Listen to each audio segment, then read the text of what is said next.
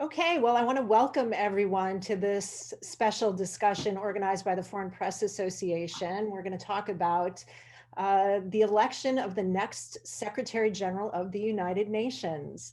It's a process that certainly is not one that is discussed very often. It's not very open or much less democratic. We have some panelists here who are well placed to discuss the situation. Just by way of background, of course, the Secretary General is someone who is chosen, voted on by the General Assembly of the United Nations. It's the Security Council's job to recommend someone to the General Assembly. This process has always been cloaked in secrecy and handled behind the scenes at the United Nations. But these ladies who are here with me from Pass Blue, an independent news source, not-for-profit news source, follow the situation behind the scenes at the UN closer than anyone. So we should have a lot to talk about here. Ladies, thank you so much for joining me. We have with us Dulcie Leimbach, who is the founder of Pass Blue, as well as Sonali Lassiter and Stephanie Fillon, who are contributors and have been reporting extensively on the election process this year, and attempts to open it up a bit more. So with that brief introduction, ladies, maybe Dulcie, we can start with you. The last election was in 2016.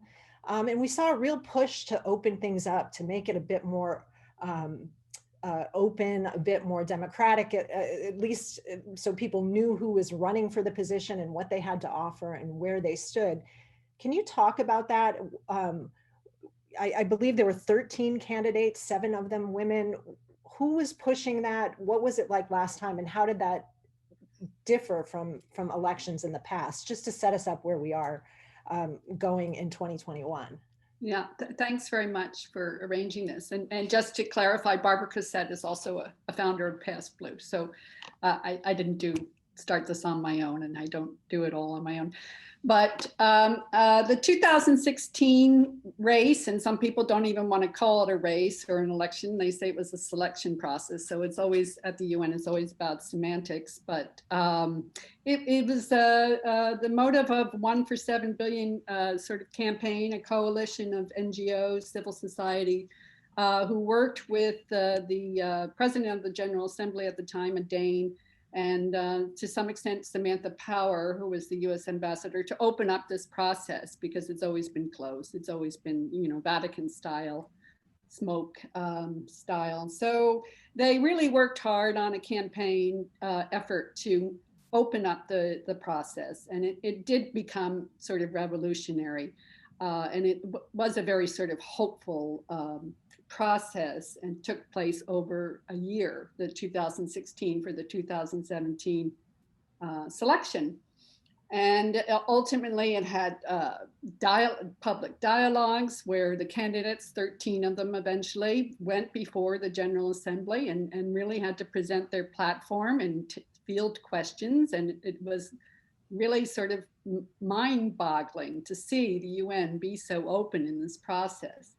And there were 7 women and 6 men, and from all over the world, New Zealand to Eastern Europe to Latin America to Western Europe.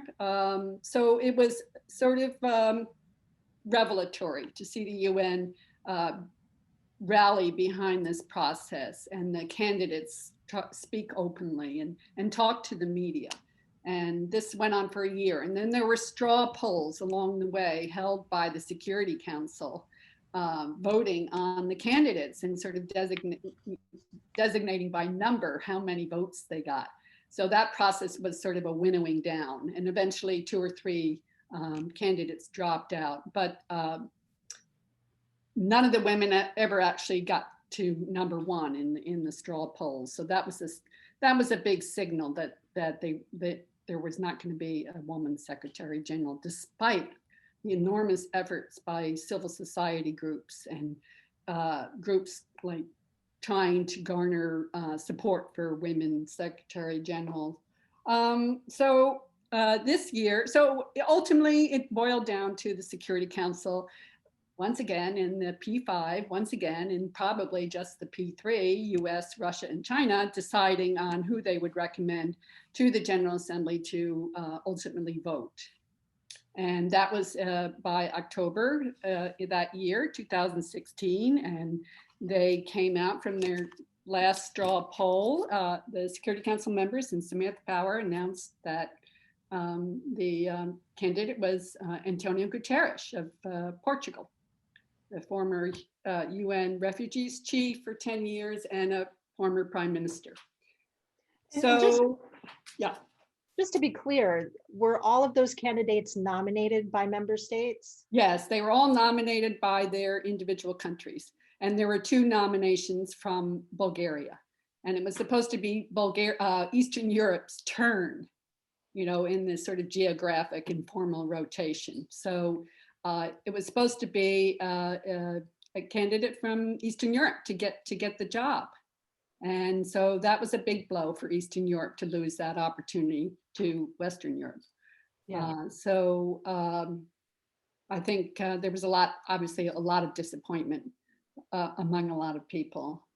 So this year it's a whole different animal because everyone is saying it's because 1, the pandemic got in the way of the sort of lead up, and 2, the Secretary General is running again. So the incumbent. There's an incumbent where there wasn't, you know, in 2016. So that's presenting some challenges and barriers to making this sort of a democratic, open process, and not allowing other candidates nominated by their countries to step forth because they don't want to offend the Secretary General. Right, right. Well, Stephanie, you were telling me about that a little bit. I know you've been looking at this process, and do you think why do you think the member states are stepping back this time and not so eagerly appointing someone? Is it traditional for a Secretary General to get 2 terms? I mean, it's not a guarantee, right? So it is not a guarantee, but I think it's been what's been happening traditionally, and I think that Sona can really talk about that better than I do. Yeah. But I think in terms of, yes. That question, so I'm sorry, I confused my S. So I didn't mean to ask her that. If you want to hand it off to her. Go ahead, Sona. Sona, yeah, no, because I know you've really been engaged on this and talking to a lot of people. Yeah, so the history of precedent is a pretty strong barrier in this environment of the selection process this year. With the exception of just 2, every Secretary General in history has served for 2 5-year terms. And that creates a disincentive this year, where the expectation for a lot of people because of the precedent is that to raise your name, raise your hand as a contender is challenging not only a precedent, but also saying something which might not be politically or strategically the most advantageous for a candidate in this election cycle. And so am I right, the only people that have come forward to challenge Guterres at this point are self-appointed candidates? Do you know how many there are and where they're coming from? We think there might be 6 names so far. It's unclear if there are more. Dulcie was just saying before we started the panel that there might be 2 more names that have been offered, but there seems to be this separate list of candidates who are self-nominated who are not named, and then candidates who are official, or 1 candidate who is our official and only candidate, António Guterres, our incumbent.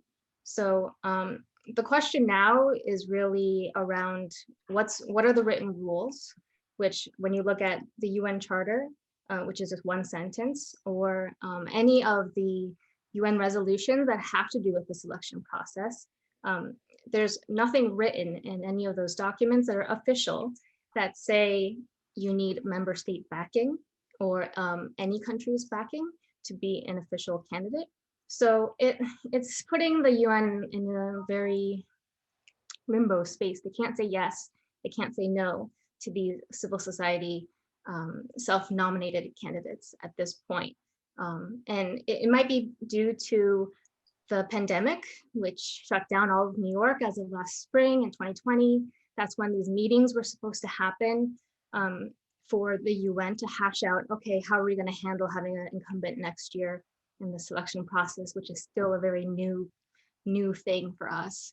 And they weren't able to nail that down by September of last year. So there's still an opportunity now to address it. And the 1 for 7 billion campaign that Dulcie addressed earlier, they have just recently put out a discussion paper that asks for clarification from the UN system, asking if you need to actually have member state backing, if you need any countries backing, your own country or a different one.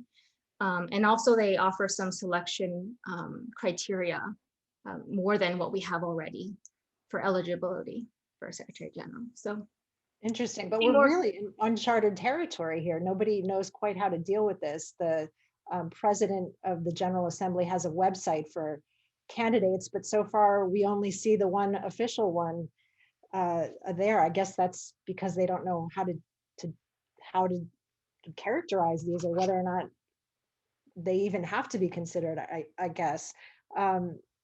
Stephanie, you broke the story about a young woman who's from Canada, a Canadian citizen, Arora Akanksha, who has declared herself a candidate very boldly, stepping out and deciding that she is going to run for Secretary General. How did you come across her, and what were her motivations?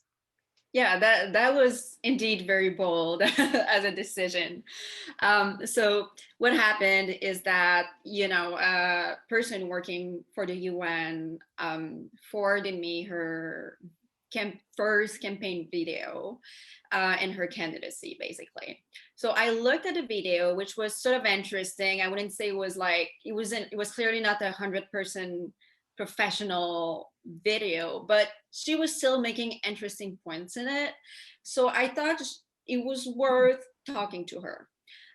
Initially, I sent it to Dulcie and we talked about it. And initially what we wanted to do was just to sort of maybe write a small paragraph about, this UN employee wanted to run for Secretary General. But when we first saw it, I think we were very skeptical, because it's kind of like, hey, I can be, I'm going to run too as Secretary General. Anybody could basically say that. But the fact that she was a UN employee was sort of interesting to me. So I gave her a call and I realized that she actually has a lot to say. And she's not only there to criticize, but she also, I think she really wants a debate. She wants to, hold António Guterres accountable. And she really believes that she has a chance as Secretary General. So I interviewed her and I thought that she was interesting enough. But of course, the angle of the article wasn't really like, here's this new Secretary General candidate. It was more about the significance of this UN employee and also what it means for the process in general. Because early on in the campaign, as you said, we asked Brianna Varma, the spokesperson for the president of the General Assembly, if it was a requirement, and it wasn't a clear no at the time. They were open to it. But I think after Arora Akanksha stepped forward, they sort of backtracked and they said, no, it's a requirement to be backed by member states. So, just having those kind of people like that, it really does challenge the system and it forced people to really give answers about that. So when, after I talked to her, we decided to write the article and then found out that maybe some reporters were going to be interested in it. So decided to publish the story, which ended up, I think, being the right decision that Dulcie made, because it ended up being, I think, a tremendously popular story. And it also, I think, maybe pushed other media to talk to her, have sort of this broader discussion about what she's doing. And in general, it was interesting to sort of have also a millennial, she's only 34-year-old, and a woman as a candidate. So that's she can bring something different, I guess, to the table, and maybe looking at it through the lens that she can bring a new perspective to the conversation, rather than she can be elected as the next Secretary General, is something that can make this race at least interesting. It is interesting, and it's interesting that the people who are coming forward are the ones that we know of so far are coming from within the UN system. So obviously have some knowledge of what's happening there, but also wanted to work there for some reason, and now want to make change. I know, Dulcie, we were talking, Emma Riley is another woman, a known UN whistleblower who's now come out on Twitter and declared herself a candidate as well. What does it say to you that these people are coming from inside the UN to make the case for the job? Yeah, it's sort of amazing that they're even coming forth, because I think it does take a lot of courage to come out there, and especially if they work for the UN and they say publicly there's some serious problems here. I actually think there are a total of 6 sort of civil society applicants now. And I think, a lot of experts are saying there is a GA resolution setting out the guidelines and sort of reinforcing that all candidates need to have national endorsements. And Stephanie has followed Aurora's candidacy, even writing also about her conversation with Canada to endorse her. And I think that's still undecided. So we know probably 4 of these candidates. And Emma Riley is a whistleblower, for want of a better word. I think maybe she may identify herself as that, who works in Geneva for the UN Office of the High Commissioner for Human Rights. Right. And so she's a candidate who says she has accused the UN office there of providing names of Chinese activists and dissidents to China, people who are not in China, regarding the Uyghur situation. So that's one of her main platforms. And there's pretty serious accusations. Pretty serious, yeah. Whereas Aurora, UN denies it. So, right. That's the situation. Aurora also has complaints. But overall, I think that the main issue here is that these people who work for the UN or even have worked for the UN or, in that circle are saying there's some serious problems here that aren't being addressed, and that António Guterres needs some challengers. He shouldn't be able to just sort of breeze through this process without any challengers. And why is the UN General Assembly President's Office, which is sort of by default handling this process, because apparently Security Council presidencies are sort of kicking the can down the road, but why are they not releasing these applicants' names? It's a good question. And Stephanie, I know you've also talked to, the Canada situation, that kind of puts them on the spot, right? They would have, if they backed her, then she would have to be taken much more seriously, but then they would be seen as backing someone against Guterres, who's more likely to get in. Am I right? That puts them in a pretty awkward spot. It is a pretty awkward spot for Canada. And full disclosure, I'm Canadian, so I really look at this as, with my Canadian eyes. And I really see sort of, for Canada, I guess there could be positive and negative consequences to support her. I guess on the positive side, Canada is led by a very progressive leader and has a very progressive government right now. So it could just send a message that, and Canada has a feminist foreign policy too. So it could just send a message, hey, we want to support a woman Secretary General, and we also want to support a young person as Secretary General. Canada has also lost a race for a seat on the Security Council recently. So I think it could, sort of show Canada's a bigger engagement for Canada with the UN. So, at least Canada could be more in the spotlight at the UN, and that could be something good for the country. So I think that could be something else that is positive for Canada, although Canada has been pretty involved during the pandemic with, other issues. On the negative side, I think, so first of all, there's, yes, she's Canadian, yes, she is a candidate, but she is not a public persona in Canada. And until, 2 months ago, until she had a profile, in the New York Times, she wasn't known at all in the country. And when you think about it, there are so many qualified women in Canada that they could push forward as a candidate, some on top of my head, many of them I can think of on top of my head. So I think that if Canada decided to push her candidacy, then some people in the country could be like, wait, maybe she's not the most qualified candidate to do that, not just because she's decided that she wants to be a candidate. And I think on the other negative side, as you said, of course, it would also show that Canada doesn't really support António Guterres, so it could be seen as a confrontation against the Secretary General. Yeah, and we should point out too that Sustainable Development Goal 5 states that the need to achieve gender equality and empower all women, girls is crucial, and it sets the goal of 2030. So hence the question of why not a woman? Why have we not seen a woman? Why aren't we seeing more women candidates? And Stephanie, you also talked to this other group, the Forward campaign, I guess #Forward they're using, kind of late to the race, but ambitious goals of opening up the, as Dulcie correctly noted, the selection process, election, not the right term, but how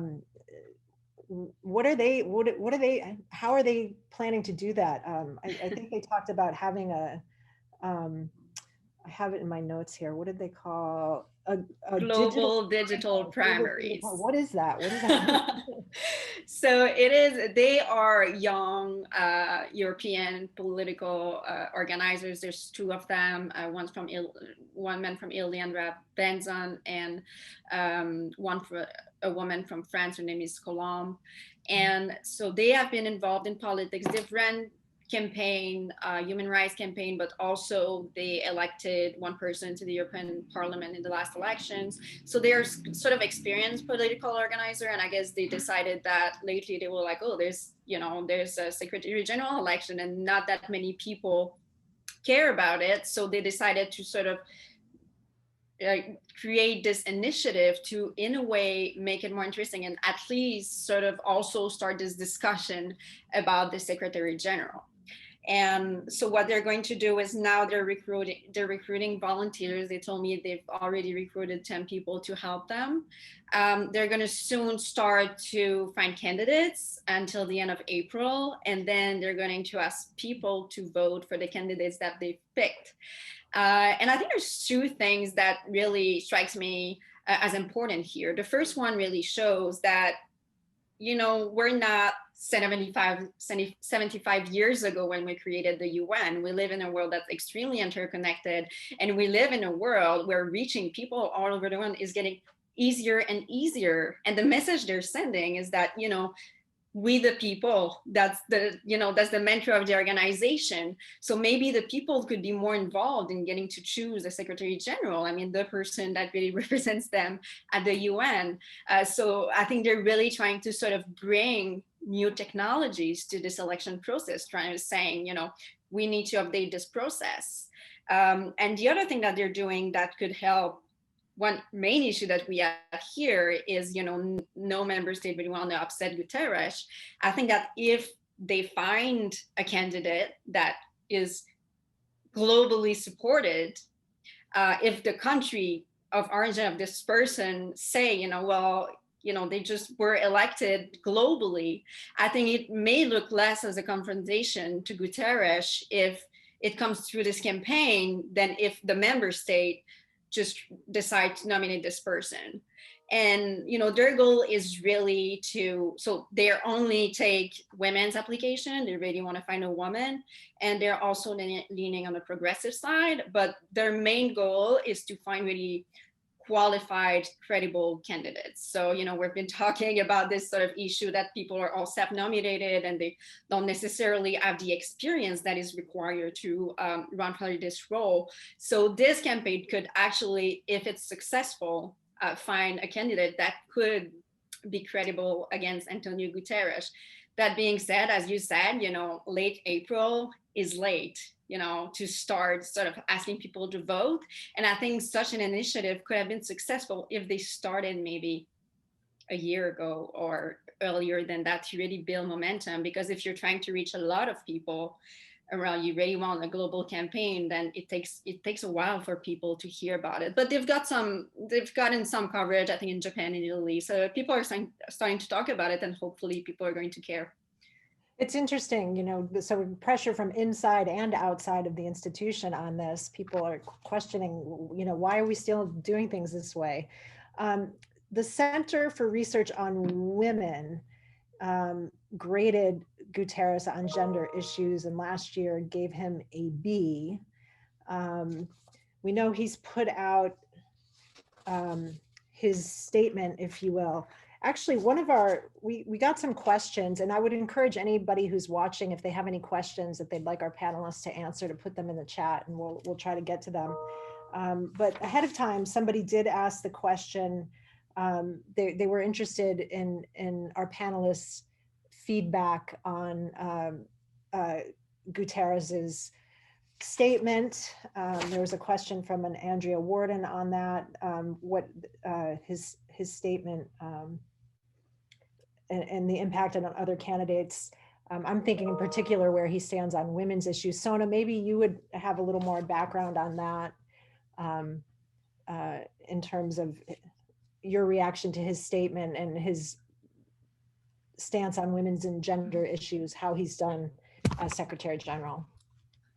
Well, I just recently went through the 2021 vision statement, which is most recently released, and did a little comparison with his first vision statement from 2016.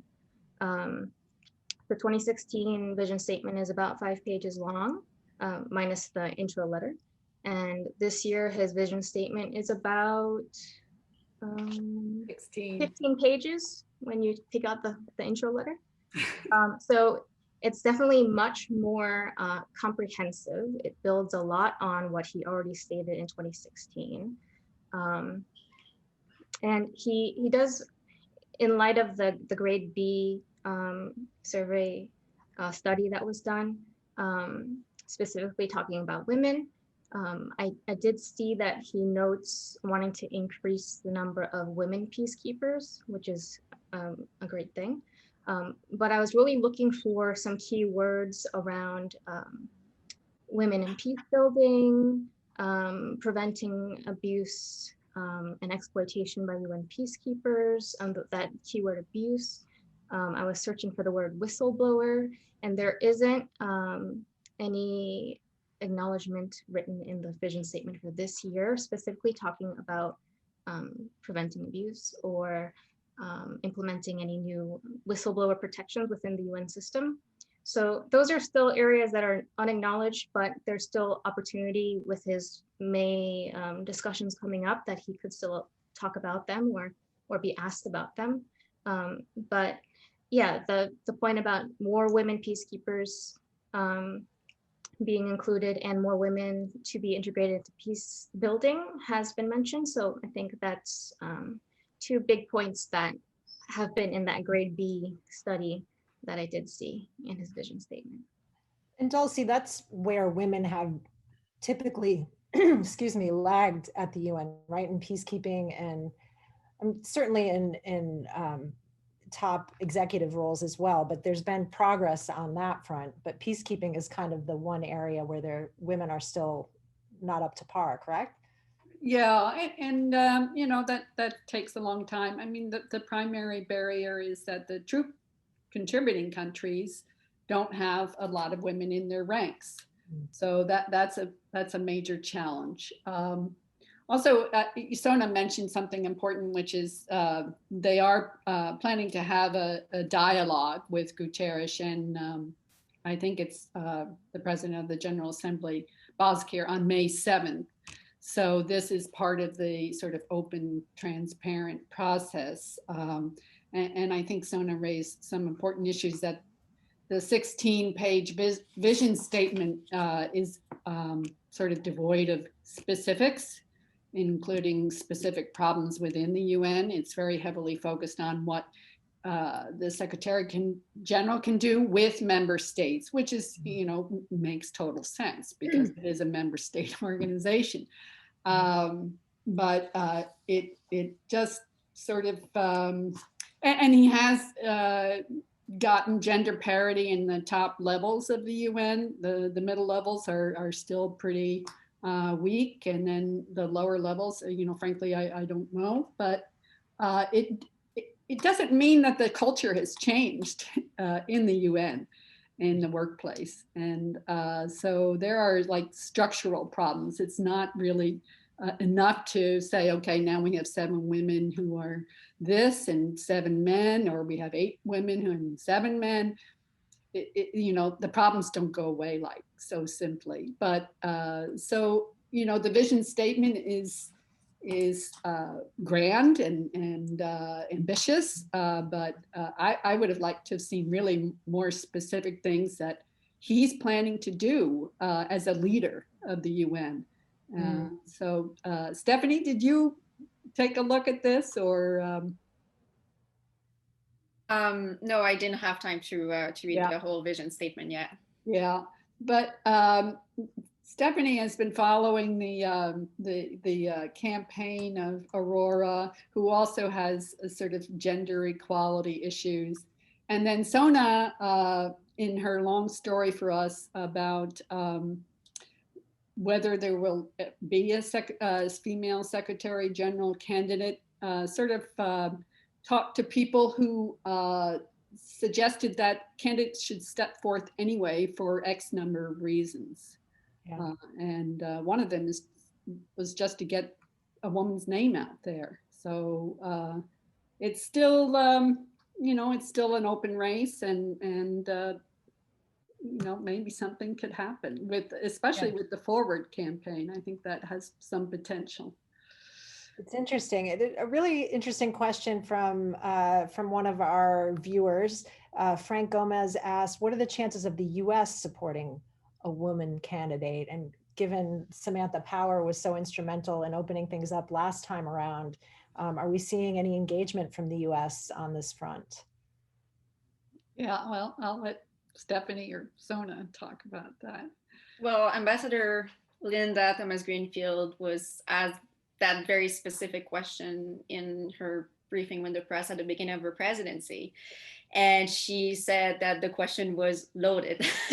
So that was her answer. So I think it was a difficult question to answer, of course, because, you don't have any names of women candidates other than Arora Akanksha for now.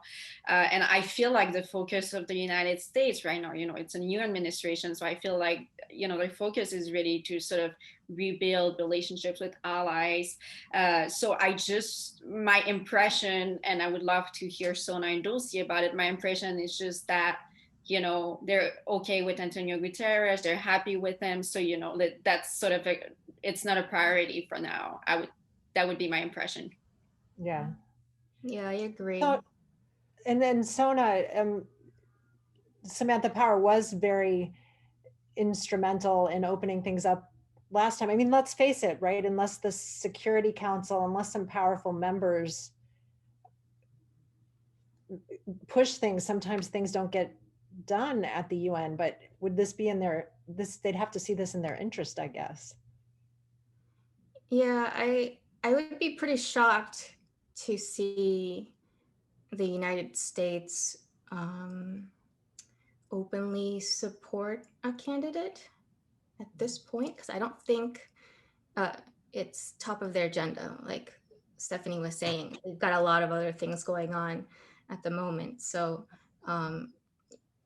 yeah, UN activities isn't the top of their agenda, but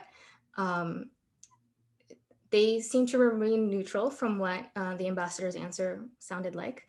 And in terms of providing their own candidate, that would be a complete shock. And I don't think that's something we should expect from them this year.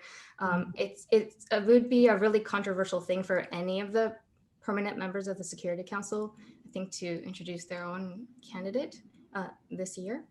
Because they are such a powerful group within the Security Council. So that's probably something not to be expected. Yeah, I think, Dulcie, traditionally they nominate outside at least for appearances, that they're spreading the power around. Right. For appearances. Yeah, and Secretary of State Blinken visited the UN on Monday virtually, and he said something along the lines of to Guterres, you have a very impossible job. Congratulations for getting through it, the 4 years or 4.5 years. Some people read that as an endorsement, however subtle or unsubtle. But yeah, I think the P5 are okay with the status quo. Well, they're not known for picking candidates that are going to challenge them, right? At least not in recent history. But it's a tough job. They have to, I guess that's why they're called diplomats. Stephanie, Angela Merkel was floated as a name, the German chancellor, of a potential woman candidate for Secretary General. Was that ever real, or was that just wishful thinking on the part of people who wanted to see a woman and thought she had the best chance? So her name was floated in 2016. It started then, and I guess what changed since then is that she's going to retire as chancellor in 2020. So it was worth this year to wonder, would she be interested to become the next UN Secretary General? Because who is more qualified than Angela Merkel to hold this very difficult job? But so I wrote a story about it. I did some digging, both in terms of her career, her interest, and talking to diplomats and experts. And, I think the clear answer I got was from her own spokesperson and also the German mission, which was no, she is not interested to get this job. And, a lot of people just say, she doesn't really want to be involved in politics in general anymore. She was a scientist before being a politician. So a lot of people see her being actually more involved in science than in politics after she retires. But, one interesting thing that one expert told me was this sort of word, some Machiavelli that she's known for, sort of, a parallel for Machiavelli. So she thinks in advance and she's very planned. So who knows, maybe she could make a move in 5 years. Maybe she could eventually be interested. But for now, Germany has reiterated their support for Guterres. So she does not seem to be really interested to be running this year. Yes. A question from one of our viewers that I don't know if we can answer, but I'll throw it out there. Someone's asking about the position of WFUNA and UNA USA on the SG selection process. It's very specific. I don't know if anybody knows that, but I'll throw it out there. And also, in terms of the meetings that never happened this year about the process and things, are now that it's coming out and now that we're getting all these self-declared candidates, is there any inkling that they're getting together to deal with that, or does it all come down to the PGA president now? Yeah, maybe Sona can answer that, because she did a lot of background research and talked to the 1 per 7 billion people. Yeah, do you know that, Sona? Could you ask that again? Sorry, the heater's turning on and I couldn't hear the question. Yeah, I was just wondering, given there was this big push to open things up, and then this year, because of COVID or because of the incumbency of Guterres, it didn't happen. But now that we have all these candidates coming out of the woodwork, you said that there was some discussion about how to deal with it, but do we see any meetings actually happening? Is anyone coming together, or is it all down to the PGA president at this time, or to do something? Is it all being done behind the scenes?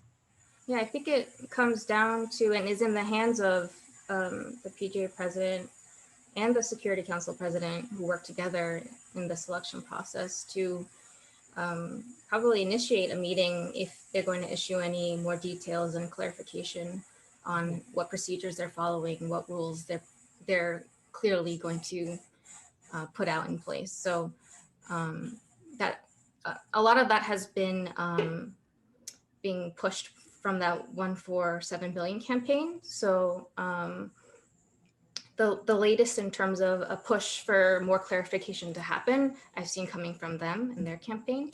But I don't know of any actual meetings that are going to be taking place. I haven't heard anything new about action. Yeah, another viewer writes that Human Rights Watch has come out in favor of female candidates. There was a lot of dissatisfaction with no female candidates at the conclusion of the last CSW, the Conference on the Status of Women. Did you guys cover that? I mean, what was your feeling this year? We had Kamala Harris, US Vice President, first female US Vice President, first US Vice President of color.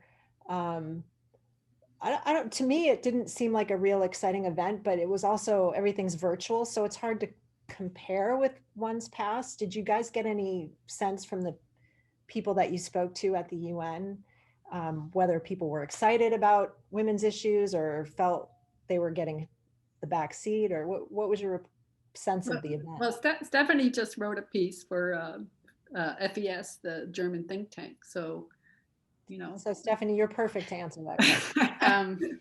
Yeah, so I think what really stood out this year for CSW was the United States re-engagement. And of course, as you said, the fact that Kamala Harris sent a pre-recorded video message, you know, that was very symbolic in terms of CSW. And, you know, in terms of Human Rights Watch supporting, you know, female candidates, you know, there are a lot of civil society organizations that do. And I think nobody denied that there's a desire globally to see a female secretary general, I think. And one of the questions that I saw is, you know, what about 2026? And ultimately, that's probably, you know, what we're going to see happen. The only thing is that realistically, 2026 is probably what's going to happen if a woman gets elected. But the problem is that it's going to be 81 years of the UN without a female secretary general back then. But, you know, it's 5 more years. So in the big scheme of things, it's 5 more years, right? But yeah, actually it's 5.5. Just on a note, I mean, somebody, a diplomat from South America who I'm friendly with, she did send me a text message this morning and a list of 6 possible women candidates from the region who are sort of waiting to jump in. And she didn't say jump in this year or jump in 5 years from now. And, you know, all highly qualified women, some ex-foreign ministers. So yeah, as Stephanie said, it's shaping up to be a race that will actually happen in 2026. Is that the right year? So yeah. As this diplomat said, women will have to wait, which to me, I find, you know, deeply frustrating as a woman. Why do we always have to wait? Good question. Absolutely. Yeah, and it's interesting because perhaps none of these candidates have the gravitas or the experience to be taken seriously, but you do get the sense that this conversation makes the United Nations uncomfortable and officials uncomfortable. I mean, it really does kind of expose a bit of hypocrisy here. If, you know, we're the institution about human rights, we're about, you know, democracy and representation and gender equality, and we have none of that, it would seem, in this process. Have you, in your reporting, maybe Sona or Stephanie, encountered the brush off a little bit when you talk to UN officials here? Or, I mean, do you feel like they're taking this seriously or just trying to hide, or what kind of reaction do you get when you ask questions? So talking to people inside the UN, I think, you want to have an open race, but there's also, on the other hand, there's a risk that if you let anybody run, that it's going to make the process look, it could delegitimize the process in a little bit. So I think it's important to sort of filter what candidates you let in the race, but there is definitely some frustration in terms of the transparency around the process. Why not disclose the names? So there's this aspect, but also when I talk to people around the UN, there's a lot of enthusiasm around the candidacy of Arora Akanksha. But there's also some people, saying, especially diplomat, that you want to have the right women running for the job. So you really want to have the candidates that are, you want candidates that are qualified, because otherwise it's going to be sort of a distraction. That's what I've heard from some diplomats as well. Dulcie, you're a veteran UN reporter, and at the risk of asking you to divulge your secrets, it's really a tough place to cover. How would you even begin to talk about Secretary General candidates when it's such a secretive process? Can you talk a little bit about what it's like to cover this as a reporter, since we are an organization for journalists here?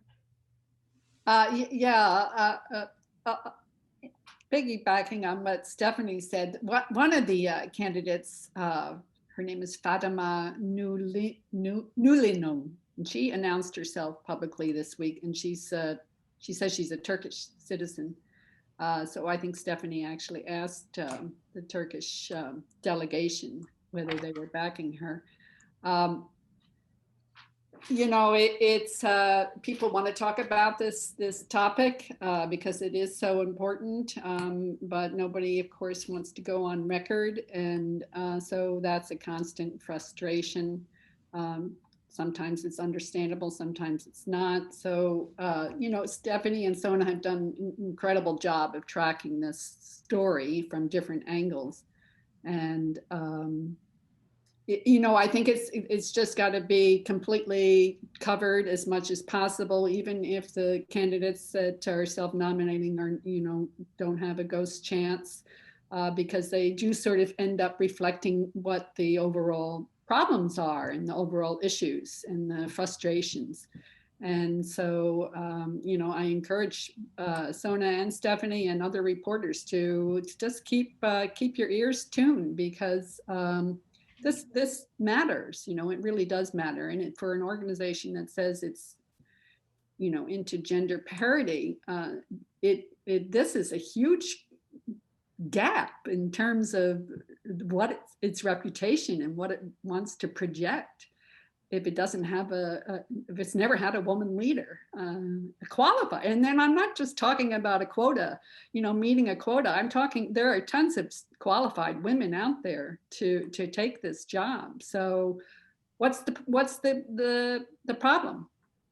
And maybe just to follow up on, what you've mentioned about, journalists, I'd like also to mention that a lot of journalists in the UN press corps, I've been impressed. They've done a tremendous job at keeping the President of the General Assembly spokesperson accountable. I mean, we've seen questions being asked, not every single day, but very often at the press briefings. And even though we don't get answers, people keep asking. So there is a great work going on right now in terms of looking for accountability on this side that hopefully is going to bear fruit eventually. Hopefully this year. No, I mean, and the spokesperson is, it seems like he's just as frustrated as the rest of us. So You know, it's sort of leads back up the ladder. What's happening, and why is there sort of no public accounting about this process? Here we are, 2021. I mean, you can blame the pandemic on a lot of things, but you know, it's a constant frustration to get information, and including on this topic. And yeah, the journalists are asking Brendan Varma, the spokesperson, questions regularly, and his hands are tied, it sounds like. I think at one point he even said this week, you know, good question. I'd like to know myself, something like that. Absolutely, absolutely. I'm looking for, and you mentioned Fatima. She wrote in with a bunch of questions for us ahead of time. But I think there are more questions for the Secretary General himself. Why has he been quiet about sexual exploitation and abuse? You know, why has he not taken up certain issues, which of course we can't answer, but it does get back to the point that a lot of these women, at least who are throwing their names in the ring, seem to have internal UN reform issues on their mind. Does that undermine their credibility though, Stephanie, do you think? You know, that, I mean, not that, that it's not a legitimate issue, that there, or maybe it strengthens their credibility, because, you know, we're saying this organization is not running well on the inside. How can it do things well for the rest of the world? I don't know what your thoughts are on that. Well, it's always sort of easy to run a campaign based on complaints that you have. I think the biggest challenge running an election campaign is to come up with solutions, and especially when, you know, you get in the role to really implement them. And, you know, I have a lot of respect for António Guterres in that regards, because he, you know, he's been a gender advocate, and he has tried to solve problems, but he's facing problems that other Secretary General didn't have to face. And those were 5 very difficult years. And, you know, just to echo what one diplomat told me, whatever Secretary General that, you know, had to deal with the Trump administration and sort of made it through deserved a second term. You know, you had, you know, a very tense relationship with the US. You had a pandemic, lots of conflicts, you know, that are not getting better around the globe. So it's really a tough job. But, you know, these women do sort of echo, and you know, looking back at Arora Akanksha, she says she's gotten a lot of emails from her colleagues sort of supporting her, and you know, she was involved in issues such as reforms, and you know, that's where her frustration came from, because I guess she got this feeling that she was there to reform the organization, but in the end she wasn't able to really accomplish anything. So she that's really what she is complaining about. But you know, again, it's important to highlight these problems, but to solve them, it's much more complicated, because of course the Secretary General already has so much diplomacy to work around in his role. Absolutely. Yeah, I was just going to say that Sona's piece sort of delves into the reasons why a woman should throw her hat in the ring, regardless of her chances of success. And there were really specific reasons. So, you know, maybe Sona should lay out those arguments. Absolutely. Absolutely. What are you hearing from the women's organizations? Yeah, that's a good question. One obvious reason is that it brings visibility to a woman to gain platform now. Everyone's going to look for the next person who's going to throw their name into the ring. And so it's symbolic in itself. Another reason for a woman to throw their name in now is to maybe be a little strategic, playing the long game, and getting some recognition now, even if she knows that her chances are pretty low that she'll beat an incumbent. So that's something that Ben Donaldson, who I spoke to, who's one of the co-founders for One for 7 Billion, had mentioned, which is in the bottom part of my article.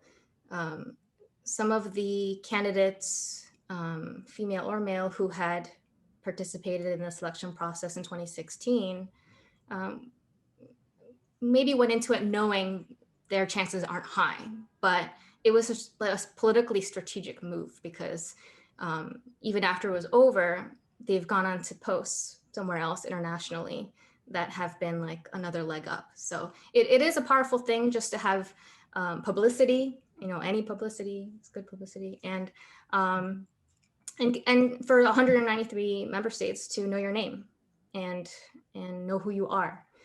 It's good for launching again the next time if you're going to run. Yeah. And actually, there was a woman's name tossed out in the conversation you had with some feminists, right, Sona? An African woman? Yes. Lema Bowie, I think is how you pronounce her last name. She's a Nobel Peace Prize laureate from Liberia. I had seen her speak at a teaching conference of the UN right before the pandemic shut everything down last year. She spoke next to Gloria Steinem about women and how they're involved with peace and war, just generally in the world. So she offered a lot of her personal experience with that, leading the women's peace movement in Liberia during their war. Yeah, well, I mean, it certainly has, again, called attention to the issue, to the lack of openness at the organization. And as you have all said, it's a very brave move for a lot of these people who are actually working at the UN to take on their bosses. I mean, it's easy to say, oh, they're just doing it for personal gain, or they're doing it, just to get their name out there or something, but it's not an easy thing to do when you work within the organization, is it? But clearly people feel motivated to come out and do it. So it seems like it's time. It seems like the women are lining up, and if it's not going to be this year, boy, the next time around, it's going to be, there's going to be a lot of questions and a lot of complaints, I think. So maybe they're putting the United Nations on notice, and we're putting the United Nations on notice, I guess, that all us women are watching. And the question is what's happening. And is the UN listening? That's the question. Right. Well, ladies, thank you so much for explaining what's happening, how it happens, and all the work that you do behind the scenes at the United Nations to hold these officials accountable when they aren't elected, technically, but they do have an impact on so many people all around the world. And thanks to all of our viewers who tuned in. I hope everyone learned something, and we'll check back in on one of our other panels. We have them every week. So with that, I'm gonna close things down, I guess. Thank you guys very much. Thank you. Thank you. Thanks everybody everyone for listening too. Absolutely, thank you. Yeah.